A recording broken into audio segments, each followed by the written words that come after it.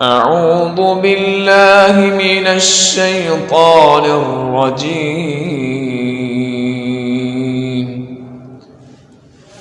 بسم الله الرحمن الرحيم.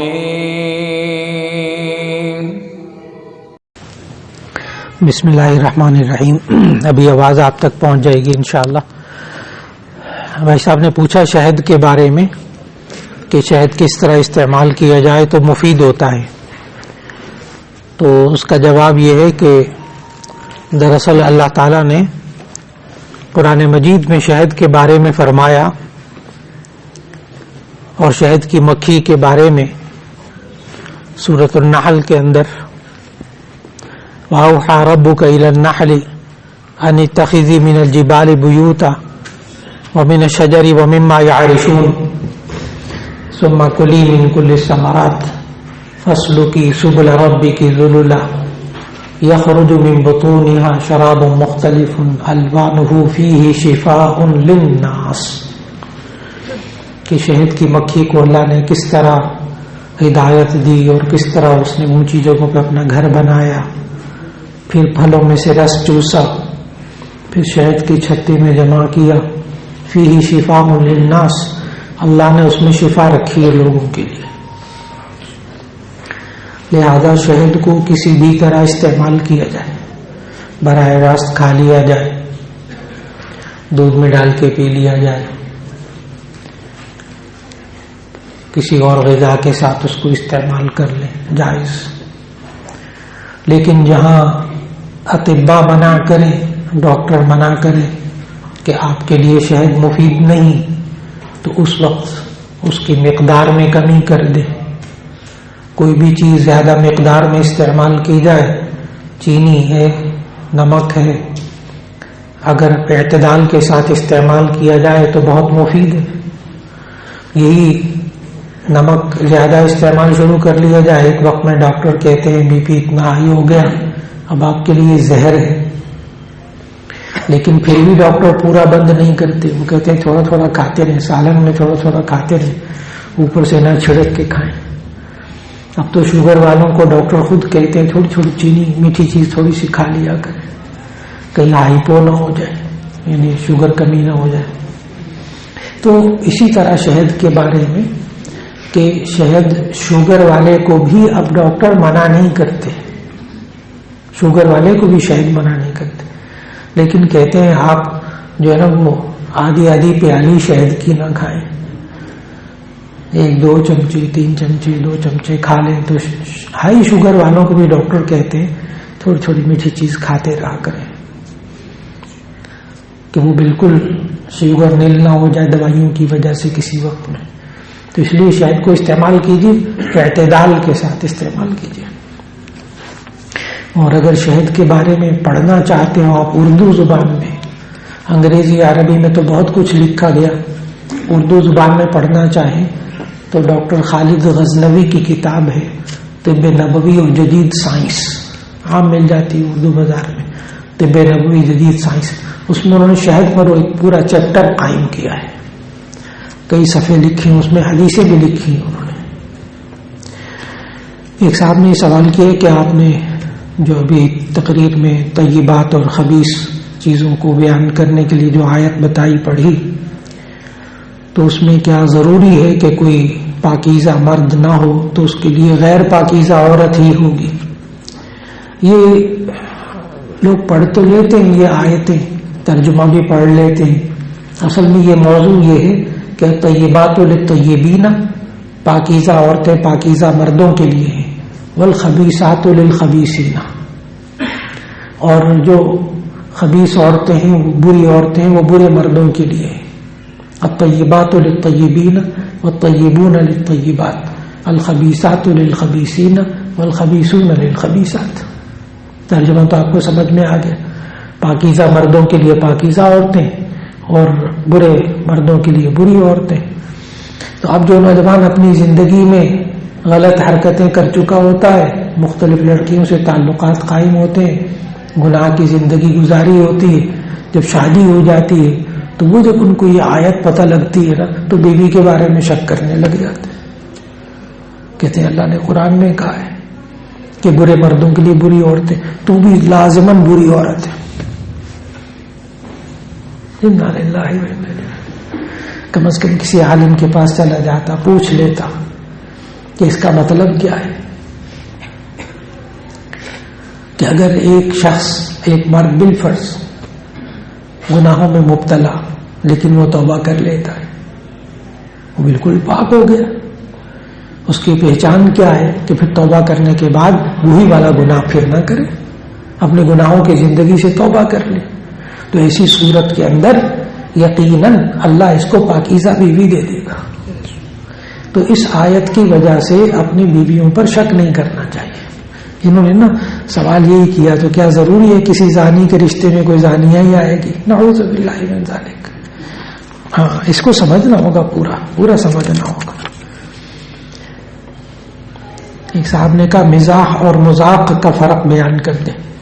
یہ اس طرح سمجھ میں نہیں آئے گا. اصل میں ہم مزاح کو کہتے ہیں مذاق کرنا، اور تمسخر کہتے ہیں مذاق اڑانا. میں عربی میں اگر دو لفظ بولوں گا تو آپ کو فرق سمجھ میں آئے گا، اردو میں سمجھ میں نہیں آئے گا. پھر اردو میں بھی سمجھا دوں گا. اردو میں کہتے ہیں مذاق کرنا، ایک ہے مذاق اڑانا. تو چونکہ دونوں کو مذاق کہتے ہیں ہمارے اردو میں، اس لیے سمجھ میں نہیں آتا. ورنہ عربی کے اندر دو لفظ الگ الگ ہیں اس کے لیے. تمسخر مذاق اڑانا، اور مزاح کا معنی مذاق کرنا، خوش طبعی کرنا. تمسخر کسی بھی صورت میں حلال نہیں ہے. عجیب بات ہے، اور لوگ اس میں مبتلا. گناہ کبیرہ، تمسخر گناہ کبیرہ. اس بندے سے بھی معافی مانگنی پڑے گی، اللہ سے بھی معافی مانگنی پڑے گی. کسی کے موٹے ہونے کا مذاق اڑانا، کسی کے پتلے ہونے کا مذاق اڑانا، کسی کی ناک لمبی، کسی کے سر کے بال نہیں، وہ گنجے. عجیب بات ہے. اب اس سے بھی معافی مانگے، اللہ سے بھی معافی مانگے. یعنی کسی کی کمزوری بیان کر کے ہنسی اڑانا، ہنسنا، اس کو کہتے ہیں مذاق اڑانا. کسی کی کمزوری، عیب، برائی. اور یہ کسی صورت میں جائز نہیں، گناہ کبیرہ ہے. اس میں اس بندے جس کا دل دکھا اس سے بھی معافی مانگنی اور اللہ سے بھی معافی مانگنی. اور مزاح کس کو کہتے ہیں؟ مزاح جس کو ہم کہتے ہیں مذاق کرنا. مزاح کہتے ہیں کسی بات سے خوش طبعی پیدا کرنا، لیکن اس کے لیے بھی نبی صلی اللہ علیہ وسلم نے شرائط بتائی. اس مزاح میں جھوٹ نہ ہو، اس مزاح میں دھوکہ نہ ہو، اس مزاح میں دل دکھانا مقصود نہ ہو. تب کہیں جا کر وہ مزاح جائز ہوگا. اب وہ اپریل فول مناتے ہیں نا، اپریل فول. وہ تمہارے باپ کا ایکسیڈنٹ ہو گیا، تمہارا فلاں ہو گیا، بعد میں مذاق کر رہے تھے. جھوٹ بھی بولا، دھوکہ بھی دیا، دوسرے کا دل بھی دکھایا. نبی صلی اللہ علیہ وسلم بھی مزاح فرماتے تھے. ہاں اکثر سنجیدہ رہتے تھے، کبھی کبھی مزاح فرماتے تھے. ایک صحابی آئے نبی صلی اللہ علیہ وسلم کے پاس، یا رسول اللہ صلی اللہ علیہ وسلم مجھے سواری دے دیں، مجھے سواری کی ضرورت ہے، اونٹنی کوئی سواری کی دے دیں. تو نبی صلی اللہ علیہ وسلم نے فرمایا ہاں میں تمہیں اونٹنی کا بچہ دوں گا. تو صحابی کہنے کہ یا رسول اللہ صلی اللہ علیہ وسلم میں اونٹنی کا بچہ کیا کروں گا، میں نے تو سوار ہو کے جانا ہے وہاں. تو نبی صلی اللہ علیہ وسلم نے فرمایا ہاں جوان اونٹنی دوں گا، لیکن وہ بھی تو کسی اونٹنی کا بچہ ہی ہوگا. پھر ایک بوڑھی عورت نبی صلی اللہ علیہ وسلم کے پاس آئی تو وہ عرض کرنے لگی یا رسول اللہ میں جنت میں جاؤں گی. تو نبی صلی اللہ علیہ وسلم نے فرمایا بوڑھی عورتیں جنت میں نہیں جا سکتی، بوڑھی عورتیں جنت میں نہیں جائیں گی. وہ تھوڑی سی پریشان سی ہونے لگی. نبی صلی اللہ علیہ وسلم نے اس کو جانے نہیں دیا. وہیں سورۃ الواقعہ کی آیت پڑھی، انا انشأناہن انشاء، کہ جنت کے اندر تو کوئی بوڑھا مرد بوڑھی عورت کوئی جنت میں نہیں جائے گی، سارے جوان ہو کر جائیں گے، تو بھی جوان ہو کے جائے گی۔ وہ خوش ہو گئے۔ جب نبی صلی اللہ علیہ وسلم مزاح فرماتے تھے تو اکثر چونکہ سنجیدہ رہتے تھے، کبھی کبھی مزاح فرماتے تھے۔ تو جامع ترمذی میں حدیث موجود ہے کہ ایک مرتبہ ایک صحابی نے پوچھ لیا، یا رسول اللہ انک تمازحنا، اے اللہ کے رسول صلی اللہ علیہ وسلم آپ ہم سے مزاح کرتے؟ عجیب سا لگتا ہے نا، ایک بندہ بالکل سنجیدہ ہو کسی وقت میں وہ مذاق کرے تو عجیب سا لگتا ہے۔ تو صحابہ نے پوچھا، یا رسول اللہ انک تمازحنا، آپ ہم سے مذاق کرتے؟ نبی صلی اللہ علیہ وسلم آگے سے جواب بڑا خوبصورت دیا، فرمایا انی لا اقول الا حقا، میں ہمیشہ حق بات کہتا ہوں، مزاح بھی کرتا ہوں تو اس میں بھی کیا ہوتی ہے؟ حق بات ہوتی ہے۔ انسان مزاح کرے لیکن دھوکہ نہ دے، جھوٹ نہ بولے، اگلے کا دل نہ دکھائے۔ بچوں کے فیملی کے لیے یہ بھی اسی میں پچھلے جمعے کا ٹاپک تھا نا، جی تو بچوں کے ساتھ مذاق نہیں کر سکیں گے، بچوں کے ساتھ ہی مذاق کرنا ہے۔ ایسا کہنے تو تھوڑا چبی ہے، یہ موٹا ہے، یا بچے کو کہہ دیا جی بہت آسان سے، ایک ہے پیار سے کہنا، ایک ہے اس کا مذاق اڑانا، دونوں میں فرق ہے۔ بچے کو کہہ دیا آپ نے مزاق اڑائی، لیکن بچے کا بھی اگر مذاق اڑائیں گے نا تو وہ بھی گناہ ہے۔ بچوں کے ساتھ بھی جھوٹ بولنا گناہ ہے۔ نبی صلی اللہ علیہ وسلم کے ساتھ ایک خاتون آئی، یہ بھی جامع ترمذی کی حدیث ہے، تو اس کے ساتھ بچہ تھا یہ بچے، تو اس خاتون نے اپنے بچے کو پاس بلانے کے لیے کہا، تعال ہنا اعطیک شیئا، ادھر آؤ میں تمہیں کوئی چیز دوں گی۔ تو نبی صلی اللہ علیہ وسلم فوراً خاتون سے پوچھا، تمہارے پاس کوئی چیز دینے کے لیے ہے؟ اس نے کہا جی ہاں یا رسول اللہ، میرے پاس کھجور ہے، میں دینا چاہتی ہوں۔ تو نبی صلی اللہ علیہ وسلم نے فرمایا، اگر تمہارے پاس یہ چیز دینے کے لیے نہ ہوتی تو تمہارے نام اعمال میں جھوٹ لکھا جاتا۔ ہم بچوں کو بہلانے کے لیے بھی ان سے جھوٹ نہیں بول سکتے، کیونکہ ہم نے جھوٹ بولا، اور یقین جانے اس سے بچوں کو عادت پڑ جاتی ہے، جھوٹ بولنے کی عادت پڑ جاتی ہے۔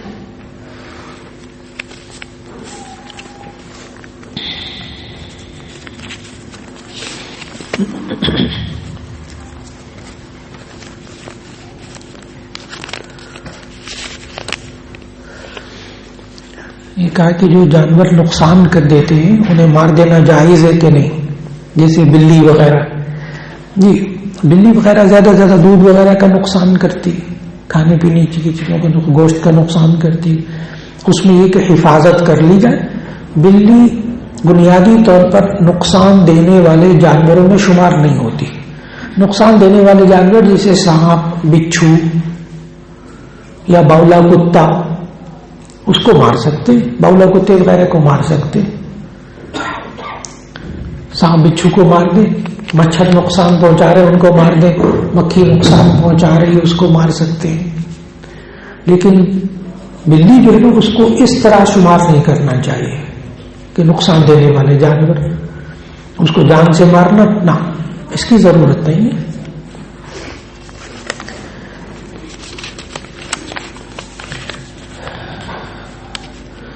کیا منہ سے موسیقی کی طرز کی آواز نکالنا درست ہے یا نہیں؟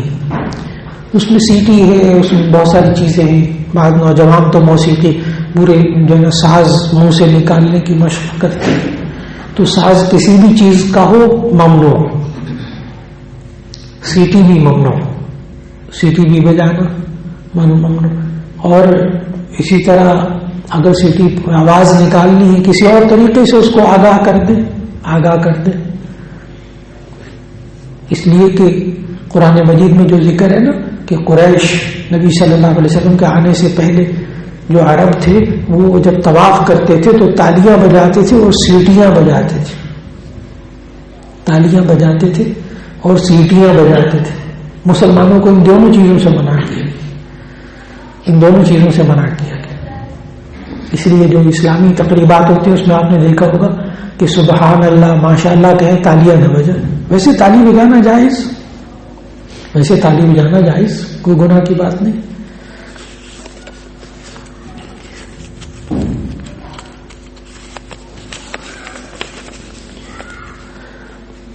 ایک یہ سوال ہے کہ جسم کی غیر ضروری بالوں کی حد کیا ہے اور کہاں کہاں سے کاٹنے چاہیے. جی اس کی نبی صلی اللہ علیہ وسلم سمجھائی 2 مقامات. ایک جسم کے غیر ضروری بال بغلوں کے نیچے نطف الابط، حدیث کے الفاظ، اور حلق العانہ، عانہ کہتے ہیں زیر ناف بال، ناف کے نیچے سے لے کر اور انسان کے پیشاب کی جگہ تک جو رانوں تک جگہ ہے یہ تکون بن جاتی. اس سارے کے بالوں کو صاف کرنا واجب ہے، سنت مؤکدہ. اگر 40 دن تک نہ کاٹے جائیں تو مکروہ تحریمی. ہر جمعے کو انسان کاٹ لے زائد بال. اور داڑھی کتنی لمبی ہونی چاہیے؟ 1 مٹھ کے برابر، 4 انگلی کے برابر، ادھر بھی نیچے بھی، دائیں بائیں اور نیچے 4 انگل، تھوڑی سی نیچے 4 انگل لٹکتی ہوئی. اتنی لمبی ہونا یہ سنت مؤکدہ ہے. ڈاکٹر صاحب نے سوال کیا ہے کہ کرونا، دیگر وبائی امراض، حادثات، نقصانات، بیماریوں اور دیگر تکلیفوں کے لیے ظاہری اسباب تو اختیار کیے جاتے ہیں، لیکن قرآن و حدیث اور سنت کے احکامات کے مطابق ان سے بچاؤ اور حفاظت کے لیے کیا طریقے رہنمائی کریں؟ اچھا دیکھیے، سائنس تو اور یہ جراثیم یہ تو 200-250 سال کل ہوئے ہیں دریافت ہوئے ہوئے. آپ نے جتنے میٹرک تک بھی جنہوں نے مطالعہ کیا ہے سائنس کا، انہیں معلوم ہے کہ لوئی پاسچر، ایک بندے کا نام لوئی پاسچر اور ایک کا نام الیگزینڈر فلیمنگ، ایک نے جراثیم دریافت کیے، ایک نے جراثیم کا توڑ دریافت کیا. اور یہ 250 سال، چند سو سال پہلے. نبی صلی اللہ علیہ وسلم نے تو 1450 سال پہلے احکامات دیے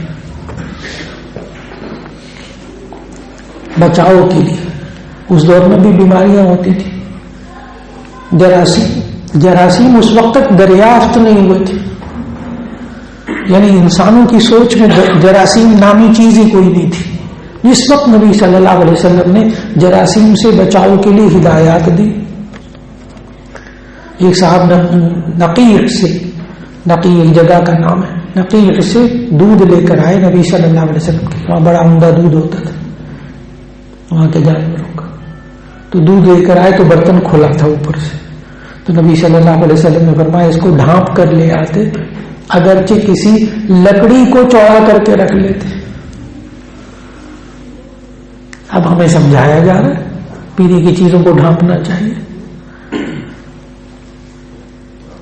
نبی صلی اللہ علیہ وسلم نے یہ تو سمجھایا کہ بیماری دینے والا اللہ، شفا دینے والا اللہ، لیکن ساتھ ساتھ احتیاطی تدابیر بھی سکھائی، توکل بھی سکھایا، بھروسہ بھی سکھایا اللہ پر.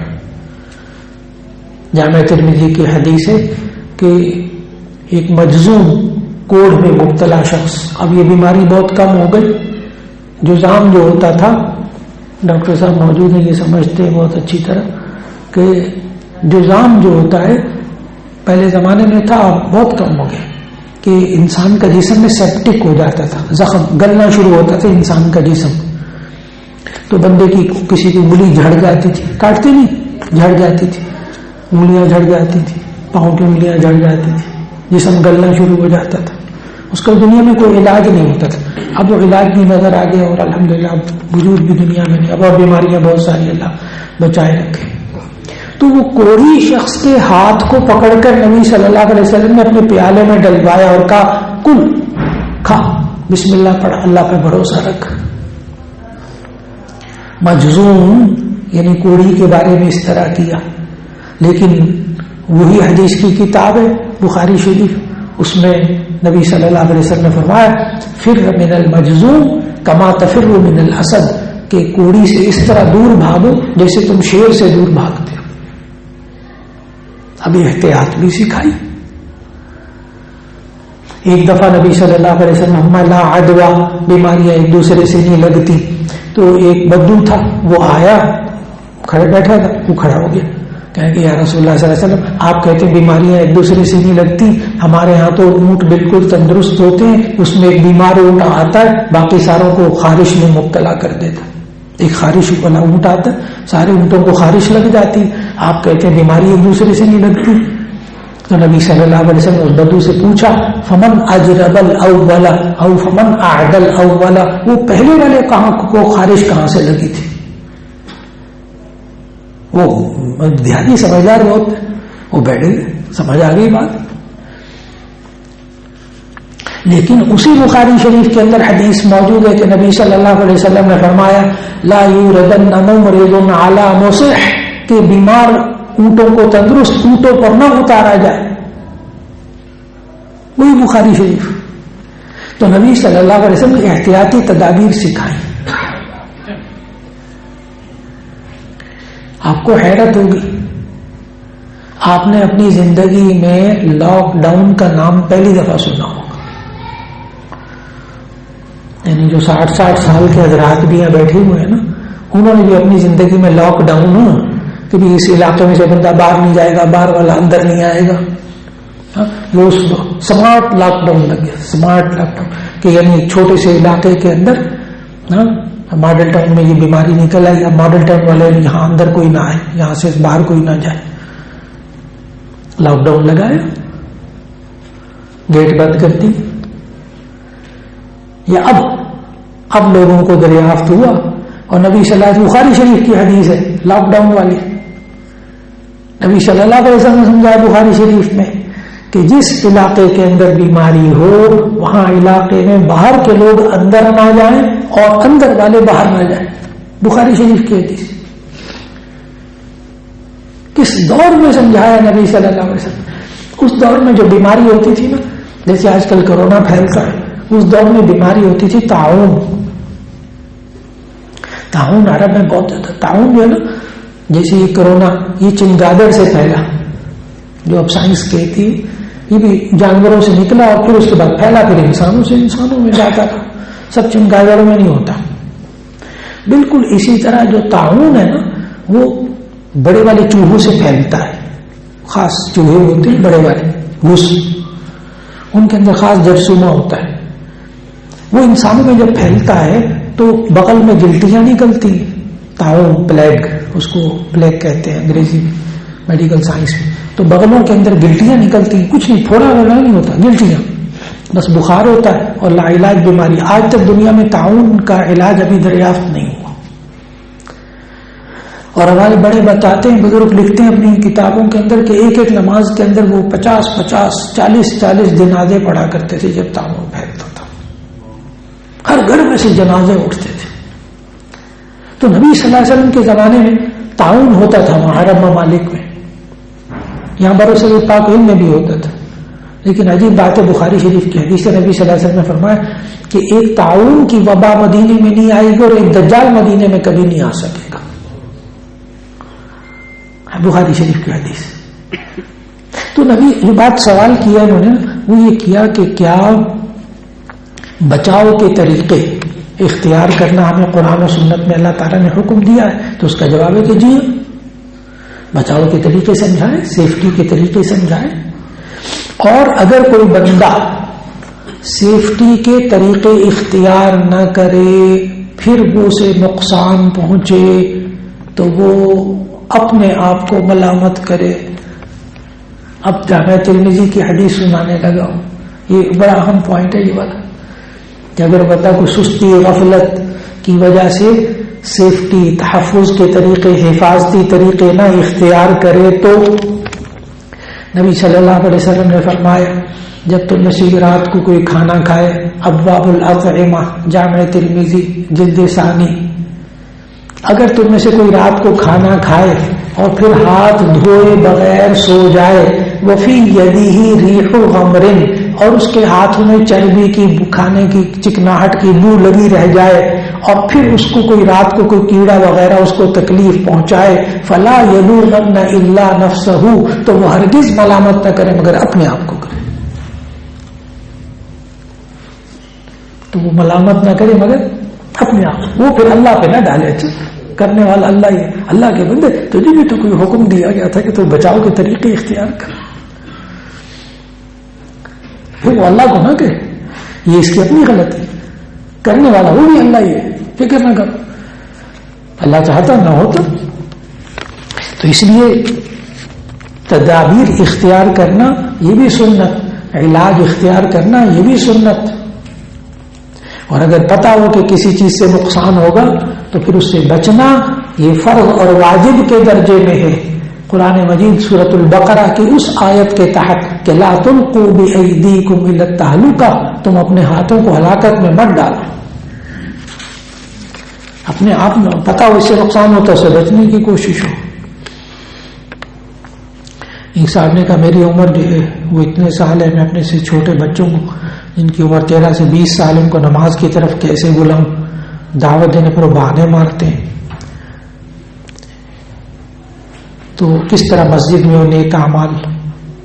اچھا بس اس کے لیے سب سے بڑی بات یہ ہے کہ ہمارے ذمے دوسرے کو بات کہنا، اس کے کان میں اتارنا، بس اس کے کان میں اتارنا، اس کو سمجھانا، اس کو ترغیب دینا، آگے دل میں اتارنا اللہ کا کام۔ منوانا آپ کے ذمے نہیں ہے، منوانا آپ کے ذمے نہیں ہے، منوانا تو نبی صلی اللہ علیہ وسلم کے ذمے نہیں تھا، ان کے ذمے بھی تھا یا ایھا الرسول بلغ ما انزل الیک من ربک، اے رسول صلی اللہ علیہ وسلم آپ لوگوں تک پیغام پہنچا دیجئے، بس آپ سے نہیں پوچھا جائے گا کہ یہ کیوں نہیں اسلام انہوں نے قبول کیا، کیوں نہیں مانے، یہ آپ سے نہیں پوچھا جائے گا۔ آپ اپنے آپ کو تکلیف میں مبتلا نہ کریں، ہلکان نہ کریں اپنے آپ کو یہ سوچ سوچ کر میری بات نہیں مانتے، ہاں غم رکھیں فکر کریں، لیکن ہمارا کام کیا ہے؟ کہنا، سوائے اس جگہ کے جہاں اللہ نے ہمیں پابند کیا کہ اللہ تمہارے ماتحتوں کے بارے میں پوچھے گا، جیسے باپ ہے نابالغ اولاد کے بارے میں پوچھ گچھ ہوگی، بالغ اولاد کو کہا کہ نہیں کہا پوچھ گچھ ہوگی، نابالغ سے تو منوانا ہے، جب بچے بالغ ہو جائیں پھر آپ نے صرف کہنا ہے، حالات بنانے ہیں، ترغیبات دینی ہے، شوق دلانا ہے، اس کی سوسائٹی کو اچھا بنانا ہے، انشاءاللہ وہ نماز کی طرف آ جائے گا، اور نہ آئے تو اللہ سے دعا بھی کریں، انشاءاللہ آئے گا، ضرور آئے گا۔ ایک صاحب نے پوچھا قرآن مجید مخلوق ہے یا نہیں، تو ہم اہل سنت والجماعت کا عقیدہ یہ ہے کہ قرآن حکیم مخلوق نہیں ہے، یہ اللہ کا کلام ہے، یہ اللہ کا کلام ہے، اللہ کا کلام بھی قدیم ہے اور اللہ بھی قدیم ہے۔ یہ مخلوق غیر مخلوق کا نا ایک خاص فکر ہے معتزلہ کی، ایک فرقہ ہوتا ہے آج کل بھی ہے، نام بدل کر موجود ہے، وہ بھی قرآن حکیم کو مخلوق کہتے ہیں، لیکن ہمارے نزدیک قرآن حکیم اللہ کا کلام ہے، اور جس طرح اللہ قدیم ہے اس طرح قرآن بھی قدیم ہمیشہ ہے، ہمیشہ رہے گا۔ ایک صاحب نے کہا کیا مرغی کا گوشت کھانا کیسا ہے؟ تو اس کا جواب ہے کہ حلال، مرغی کا گوشت کھانا حلال، اور ممکن ہے یہ سوال شاید اس لیے کر رہے ہوں کہ وہ برائلر مرغی کے بارے میں پوچھ رہے ہوں جس کے بارے میں کہا جاتا ہے اس کا دانہ حلال نہیں، غذا حلال نہیں، ایسا نہیں۔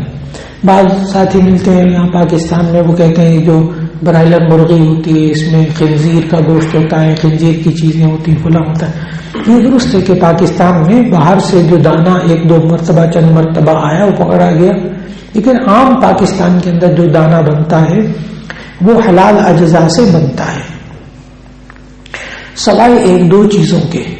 ایک تو اس میں ہڈیاں پیس کر ڈالی جاتی، اس میں یہ نہیں دیکھا جاتا کہ یہ مردار کی ہڈیاں ہیں یا حرام جانور کے حلال کی۔ دوسرا، مرغی کے دانے کے اندر جو چیز ڈالی جاتی ہے وہ ہے جمع ہوا خون، یہ جو بوچڑ خانے میں مذبح کے اندر جو خون ہوتا ہے وہ خشک ہو جاتا ہے، اس کو بھی پیس کر ایک خاص مقدار میں ڈالتے ہیں۔ اب غور سے بات سنیے گا، حلال غذا اور حرام غذا کا تعلق انسانوں کے ساتھ ہے، جانوروں کے ساتھ نہیں۔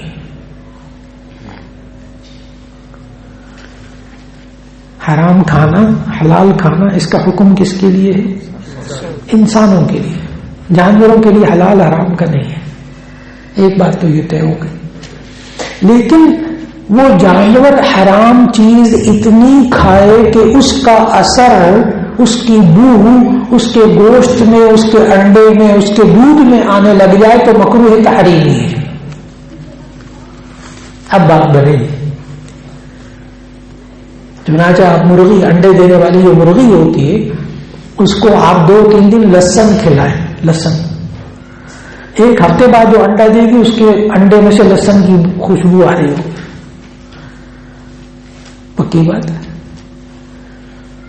پھر آپ اس کو چند دن تک اس کو فارغ رکھیں، نہ کہ لہسن کھلائیں اور غذا کھلائیں، دانا جانا، وہ ایک ہفتے بعد اس کے انڈے میں سے بو ختم ہو جائے گی. لہذا اگر کوئی مرغی ایسی ہو جو گلیوں میں پھرتی، گندگی کھاتی ہے، بدبودار چیزیں کھاتی ہے، اس کے انڈے میں سے بھی گوشت میں بھی بو آنے، تو ایسی صورت میں مکروہ تحریمی ہے. لیکن اگر اس کو آپ 1-2 ہفتے 3 ہفتے مہینہ بند رکھیں، اس کو پاکیزہ غذا کھلائیں اور اس کے گوشت میں سے انڈے میں سے بو ختم ہو جائے، پھر حلال. پھر حلال. تو اب یہ جو برائلر مرغی کو تھوڑا سا ہڈیوں کا اور تھوڑا سا جمع ہوا جو خون بیچ میں مکس کیا جاتا ہے، اس کی بدبو برائلر میں پیدا نہیں ہوتی. برائلر میں پیدا نہیں ہوتی. تو برائلر مرغی بذات خود کھانا حلال. اور ہمارے دنوں میں جو تصور بنا ہوا نا کہ دیسی مرغی، دیسی انڈا، ہاں بعض حضرات مجھے کہتے ہیں مولانا جو مرغی خود اپنے پاؤں پہ نہیں کھڑی ہو سکتی وہ آپ کو پاؤں پہ کھڑا کر سکتی. برائلر کے بارے میں کہتے ہیں. لیکن ذہن میں رکھیے میڈیکل سائنس یہ کہتی ہے کہ جو پروٹینز ہوتی ہیں نا، لحمیات، وہ برائلر میں بھی ہوتی ہے. وہ برائلر میں بھی ہوتی ہے، وہ عام انڈے میں بھی ہوتی ہے، وہ اجزاء ہوتے ہیں. یہ الگ بات ہے کہ وہ جو دیسی مرغی ہوتی ہے اور جو دیسی انڈا ہوتا ہے اس میں لحمیات قدرے زیادہ ہوتی ہے. اس لیے کہنا کہ برائلر کھانا بالکل بیکار، یہ سائنسی میدان میں غلط ہے. یہ سائنسی میدان میں غلط ہے کیونکہ اس میں لحمیات ہوتی ہیں، پروٹینز اس میں ہوتی ہیں.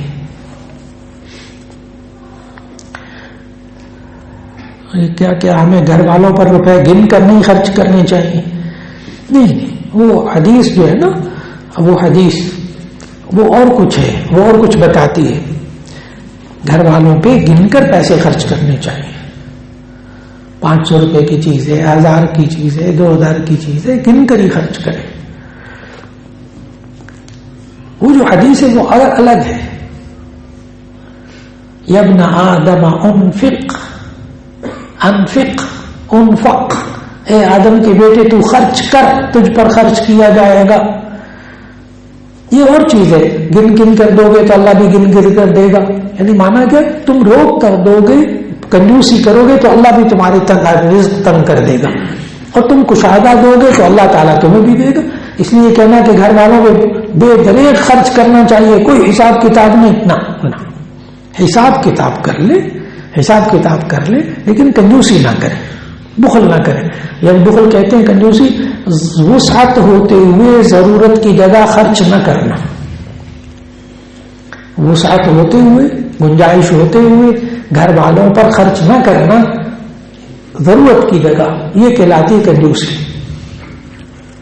تو اس لیے گھر والوں پر روپے گن کر خرچ کرنا چاہیے، حساب رکھنا چاہیے، حساب رکھنا چاہیے، لیکن گن کر خرچ کرنے سے مراد کنجوسی نہیں کرنی چاہیے.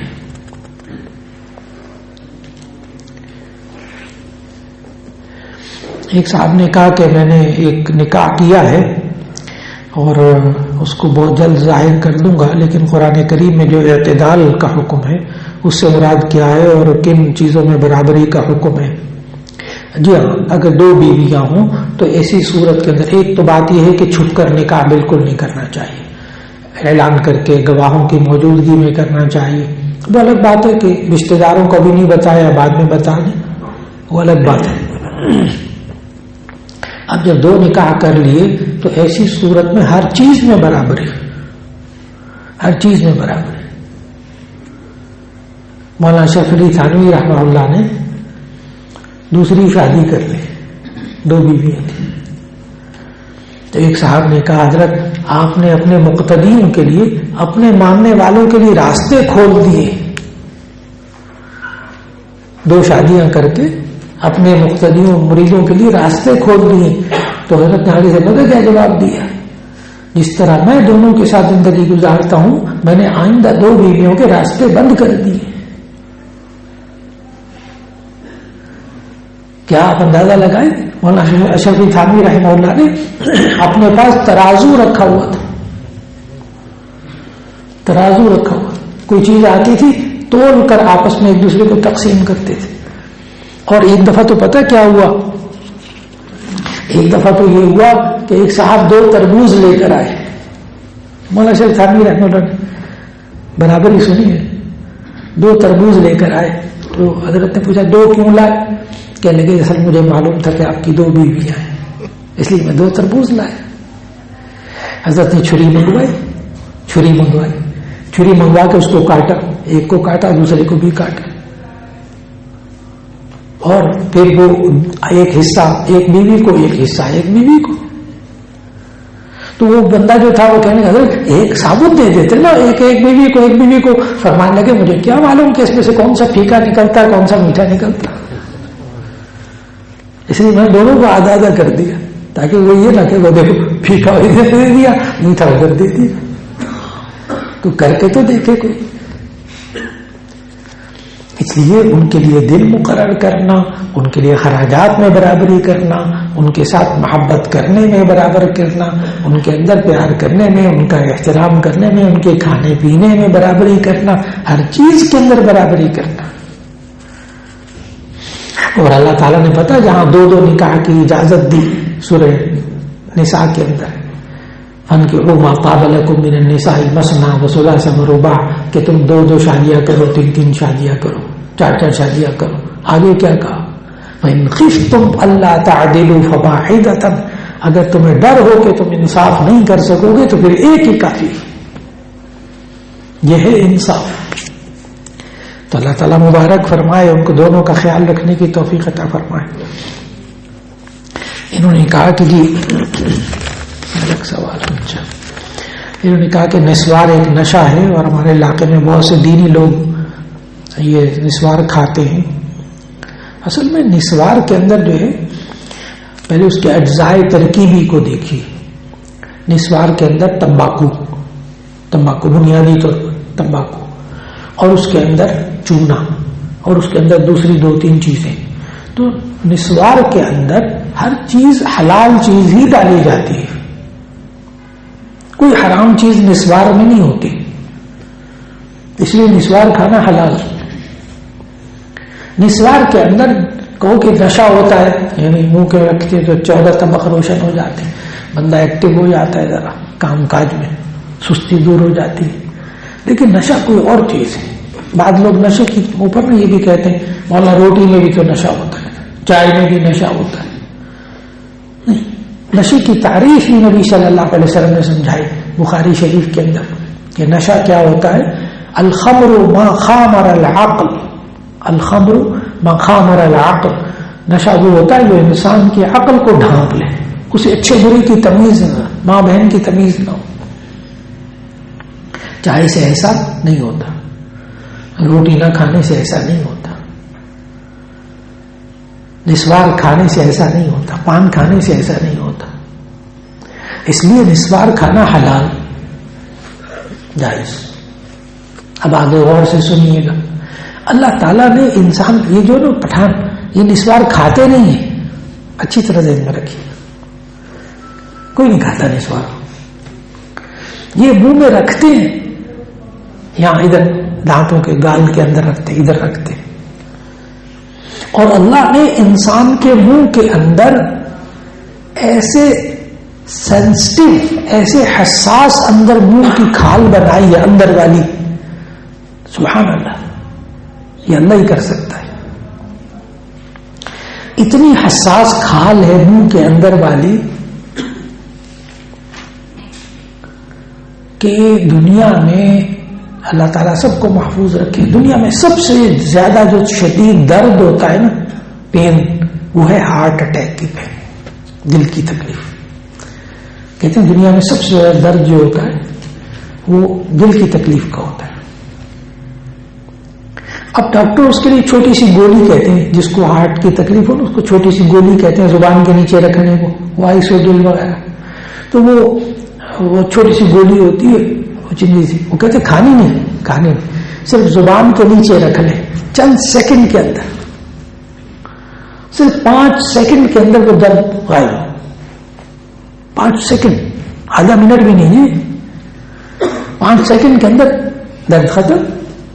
صرف منہ کے اندر زبان کے نیچے رکھنی ہے. اتنا حساس ہے اندر کا حصہ.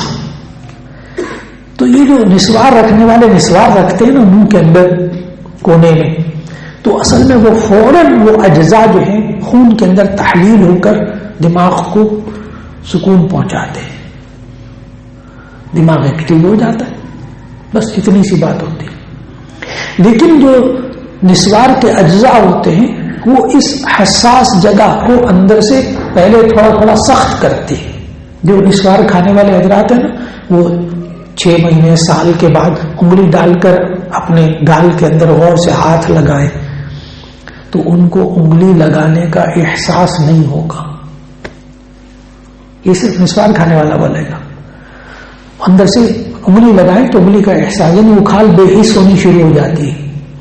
پھر وہ کبھی کبھی کھال کے اندر نا ہلکا سا زخم ہوتا ہے نا، تو جیسے شوگر والے نہیں ہوتے ان کی انگلیاں سن ہو جاتی ہیں نا، انگلیاں اگر چوٹ لگ جائے تو شوگر والے کو پتہ ہی نہیں لگتا مجھے انگلی میں چوٹ لگی ہوئی، وہ آہستہ آہستہ گل جاتی، انگلیاں کاٹنی پڑتی.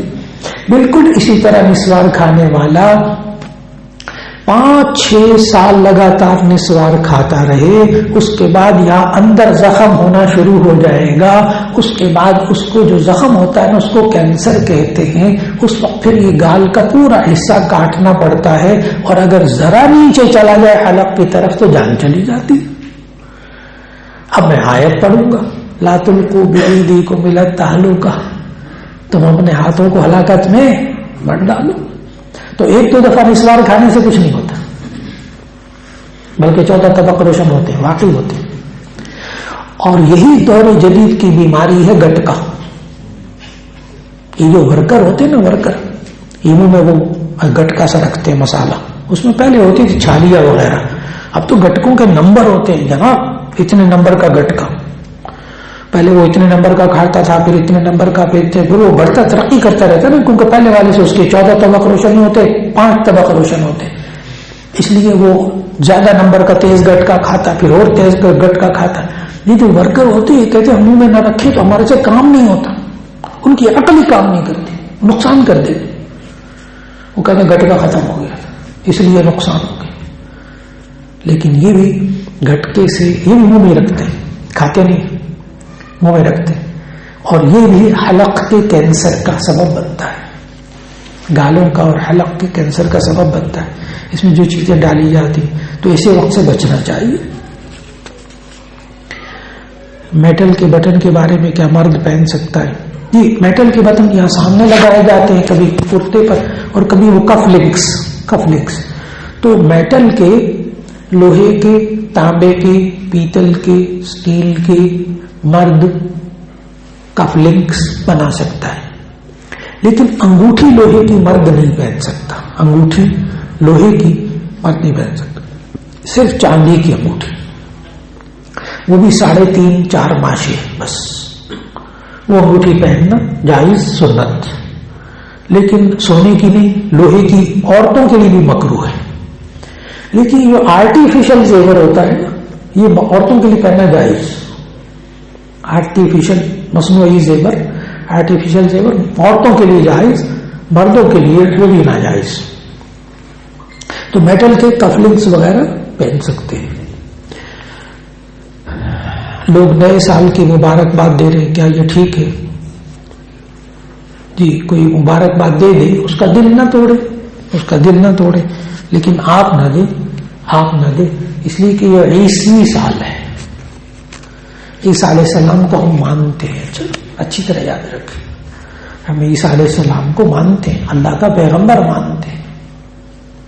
لیکن عیسیٰ علیہ السلام کی پیدائش کی مبارکباد دینا یہ عیسائی لوگوں کا طریقہ ہے. ہم لوگ نہیں دیں گے، ہم لوگ نہیں دیں گے، اس لیے بچنے کی کوشش ہو جائے. ہاں 21ویں سال یہ حضرت عیسیٰ علیہ السلام کی پیدائش سے شروع ہوا. سو مبارکباد وہ لوگ دیتے جو مانتے ہیں. ہم لوگ مانتے ہیں عیسیٰ علیہ السلام کو اللہ کا نبی، لیکن اب ان کا مذہب منسوخ ہو چکا، اب صرف قرآن حکیم کا دین بس. ایک آدمی کے 2 گھر ہیں، رہائش پر ہے، دوسرا اس کا کاروبار کے لیے ہے، اس کی زکوٰۃ ہے یا نہیں؟ کاروبار کے لیے اس کو تھوڑا سا سمجھنا ہوگا. 2 گھر ہیں، ایک گھر میں خود رہتا ہے، ایک گھر میں خود رہتا ہے، ایک میں کاروبار کے لیے اس نے رکھا ہوا ہے، یعنی اس کے اندر مشینری لگائی ہوئی ہے، فیکٹری لگائی ہوئی ہے، اس میں کاروبار کرتا ہے، یا اس میں گودام بنایا ہوا ہے. تب تو اس کا کرایہ جو آتا ہوگا، اس کرایے پر سال گزرتا ہوگا، اس کا منافع ہوگا، اس پر زکوٰۃ الگ. لیکن وہ گھر زکوٰۃ میں شامل نہیں ہوگا. گھر کاروبار کے لیے معنی یہ ہوتا ہے کہ وہ گھر بیچنے کے لیے اس نے لیا ہے، پھر اس کی زکوٰۃ ہر سال دینی پڑے گی. اگر گھر بیچنے کے لیے، گھر عادت ہے، گھر خریدتا ہے بیچتا ہے، خریدتا ہے بیچتا ہے، تو سال ہونے کے بعد جتنی اس کی مالیت ہوگی اس کی زکوٰۃ دینی پڑے گی. یہی حال پلاٹ کا ہے.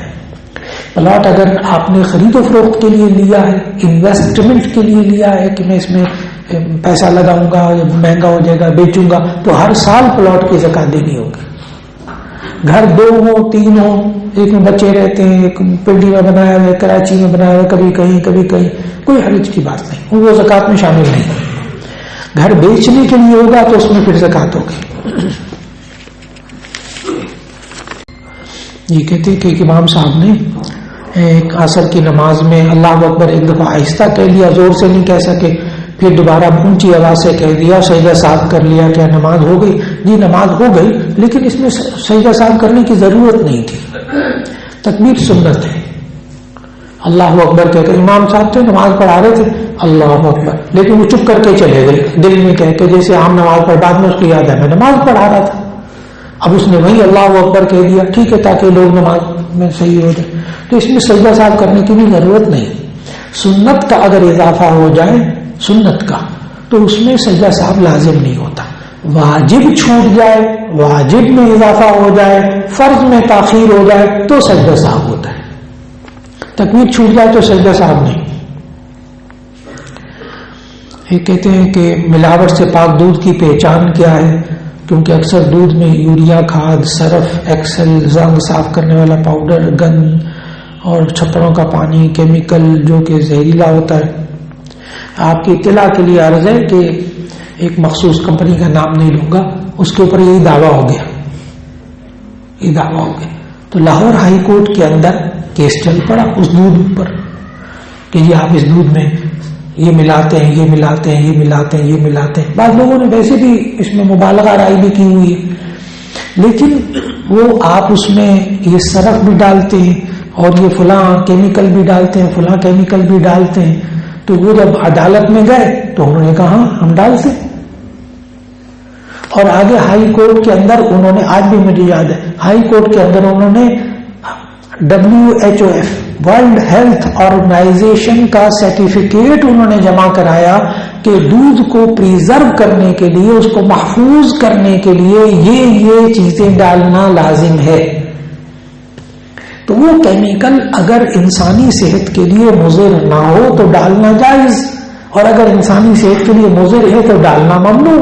تو جو بین الاقوامی قانون ہے اس کے مطابق دودھ کو محفوظ کرنے کے لیے کچھ کیمیکل اجزاء کو ڈالنا پڑتا ہے اور اس میں سے کریم کو نکالنا پڑتا ہے، پھر اس کو گاڑھا کرنے کے لیے کچھ چیزیں ملانی پڑتی ہیں.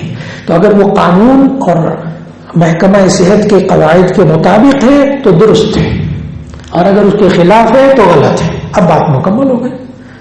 اس لیے ذہن میں رکھیے کہ ڈالتے ہیں، کیمیکل ڈالتے ہیں. یہ انہوں نے ہائی کورٹ میں جا کر اعتراف بھی کر لیا ہے اور سرٹیفکیٹ بھی پیش کر دیا. نتیجہ یہ ہوا کہ وہاں سے پھر کیس ختم ہو گئے، دودھ پھر لوگ پی رہے ہیں ماشاء اللہ ڈبے والا.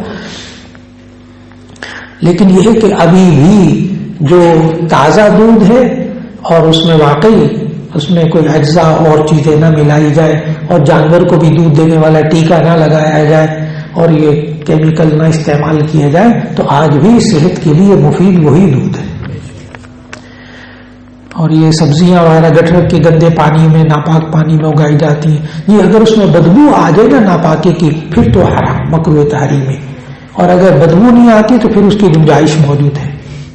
یہ یار مرغیاں گندی نالیوں سے گندگی کھاتی ہیں، گندا ناپاک پانی پیتی ہیں، ان کے انڈے گوشت کے بارے میں وہ میں نے ذکر کر دیا. جب بو آ جائے پھر ناجائز ہے، ورنہ جائز.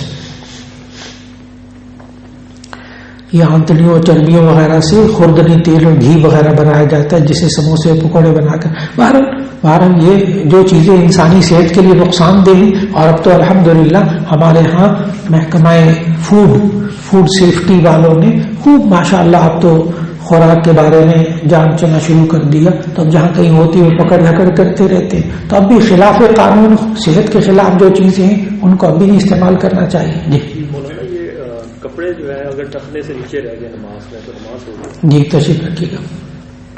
بھائی صاحب نے پوچھا ٹخنوں سے نیچے شلوار پینٹ وغیرہ کے ٹخنوں سے نیچے لٹکے رہ جائیں تو کیا نماز ہو جاتی ہے؟ تو اس کا جواب یہ ہے کہ ٹخنوں سے نیچے شلوار پاجامہ پینٹ یا تہبند وغیرہ لٹکانا مکروہ تحریمی ہے. یہ عمل مکروہ تحریمی ہے. اگر نماز میں ایسا کر کے نماز پڑھ لی تو نماز ہو گئی، نماز ہو گئی، ثواب میں کمی ہوگی، فرض نماز ادا ہو گئی.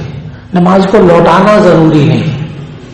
ہاں البتہ نماز پڑھنے سے پہلے کوشش کیجیے کہ عام زندگی میں بھی ٹخنوں سے نیچے پینٹ نہ ہو، ٹخنوں تک ہو جائے، اور جو شلوار ہے وہ بھی ٹخنوں تک ہو جائے، نیچے آنے لگے اس کا انتظام کر لیا جائے. اور کم از کم نماز کے اندر کپڑوں کو فولڈ کرنا، بعض کو کہتے ہیں کپڑوں کو فولڈ کرنا نماز میں مکروہ ہے. جی نماز کے دوران مکروہ ہے، نماز سے پہلے فولڈ کر رہے ہیں تو جائز. جی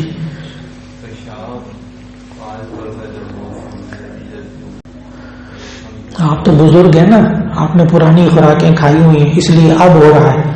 اور مجھ تک تو نوجوان آتے ہیں مسائل پوچھنے کے لیے. نوجوان آج کل اس کیفیت میں مبتلا ہیں پیشاب کے قطروں کے بارے میں. بہت پیچیدہ مسئلہ ہے، خاص طور پر سردی کے اندر بھی. تو اس کے لیے یاد رکھ لیجیے گا کہ پیشاب کے قطروں کا آنا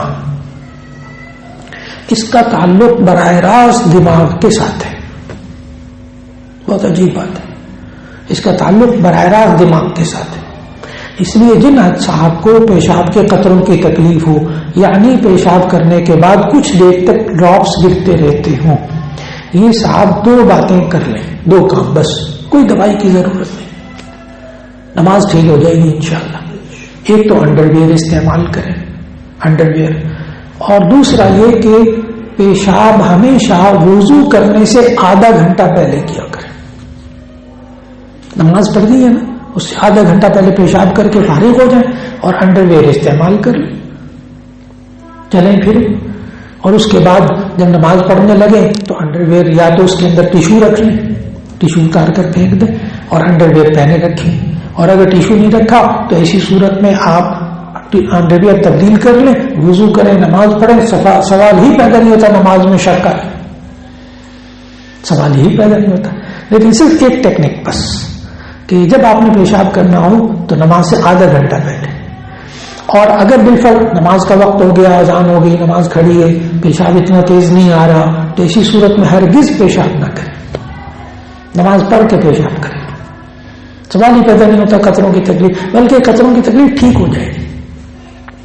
اور اگر مسلسل ہو، یعنی کوئی وقت نہ گزرتا ہو، ایک نماز بھی پوری نہیں پڑھ سکتے، بعض وہ الگ، وہ پروسٹیٹ کی تکلیف ہوتی ہے. پروسٹیٹ کی تکلیف یعنی مسانہ ہوتا ہے انسان کے اندر، پیٹ کے اندر مسانہ جس میں پیشاب جمع ہوتا ہے، اس کے ارد گرد ایک اللہ تعالیٰ نے تھیلی کو بند کرنے کے لیے حدود رکھا ہے، اس کو پروسٹیٹ کہتے ہیں. وہ پروسٹیٹ میں کوئی تکلیف ہو جاتی ہے جس کی وجہ سے وہ تھیلی میں سے تھوڑا تھوڑا پیشاب نکلتا رہتا ہے، یعنی وہ کنٹرول سسٹم خراب ہو جاتا ہے. اگر ایسا ہو جائے تو اب غور سے مسئلہ سنیے گا کہ نماز بھی نہیں، کوئی نماز کا وقت ایسا نہیں گزرتا، بیچارہ بڑی تکلیف میں ہے. بس انڈر ویئر استعمال کریں، ٹیشو پیپر رکھیں، انڈر ویئر استعمال کریں، اور جب نماز کا وقت ہو جائے، اب یہ بڑے غور سے معذور کہلاتا ہے شرعی نقطہ نظر سے، تو وہ نماز کا وقت جب شروع ہو جائے تو وہ وضو کر لے، اور اس کا وضو اب ٹوٹے گا نماز کا وقت ختم ہونے کے بعد۔ درمیان میں جتنے مرضی قطرے نکلتے رہے، نماز پڑھے، قرآن مجید پڑھے، ذکر اذکار کرے، اس کا وضو ٹوٹے گا، یا پیشاب کرے تو وضو ٹوٹے گا، اور یا نماز کا وقت ختم ہو جائے، پھر اگلی نماز کا وقت ہوا، پھر پیشاب وغیرہ کر کے انڈر ویئر وغیرہ پہن کے تیار ہو جائے، اور پھر اس کے بعد اگلی نماز تک اس کا وضو باقی رہے گا۔ بڑی سہولت ہے جناب، بڑی سہولت ہے، کوئی دوائی کھانے کی بھی ضرورت نہیں۔ اجازت چاہوں گا، نماز کا وقت بہت قریب۔ السلام علیکم ورحمۃ اللہ وبرکاتہ۔